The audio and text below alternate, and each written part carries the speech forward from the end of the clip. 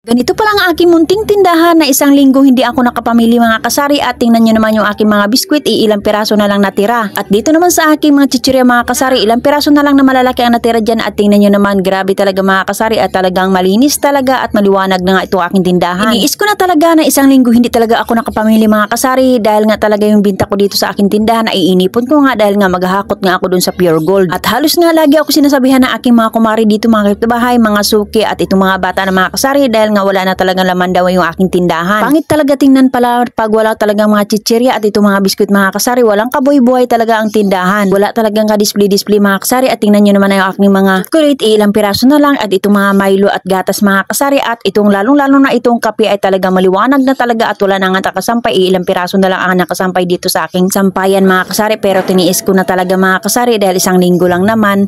At pagkatapos ko nga mag-display na aking mga pinamaling paninda dito sa aking tindahan mga kasari at ayan na nga yung aking munting tindahan dito mga kasari, ang aking mga biskwit at chichirya section. O diba, ang ganda na nga tingnan, hindi man yung kumpleto pero importante ay magkaroon nga tayo ng laman dahil nga iyan lang talaga yung nahakot ko doon sa grocery mga kasari at dito naman sa loob mga kasari, ito yung aking mga stante. O diba, maganda talaga tingnan pag nakita mo talaga nagkalaman-laman talagang ating tindahan kahit hindi man kumpleto, ang importante ay mayroon tayong ibibinta at mayroon tayong paninda dito sa aking tindahan mga kasari. Bali nga dito sa mga dilata mga kasari, hindi nga masyadong kompleto dyan dahil nga nagkaagawan at nagkaubusan nga doon sa aking pinamilhan na grocery mga kasari. Ano na talaga nadampot ko doon at nakuha mga kasari, ayun na talaga yung aking mga pinamili. Okay lang yun mga kasari, ang importante nakapamili ako at nalagyan ko yung aking munting tindahan na magulo mga kasari at tingnan nyo naman, diba ang ganda na nga tingnan mga kasari, lalong-lalo na pagpuno talaga tingnan ang iyong tindahan mga kasari, masarap talaga sa pakiramdam pag makita mo talaga nagkaroon ng laman ang iyong tindahan mga kasari. Ito lang talaga yung kaligayahan ng tindera.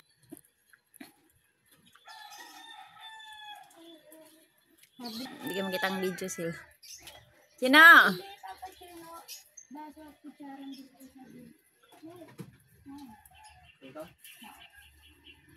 Ilang on?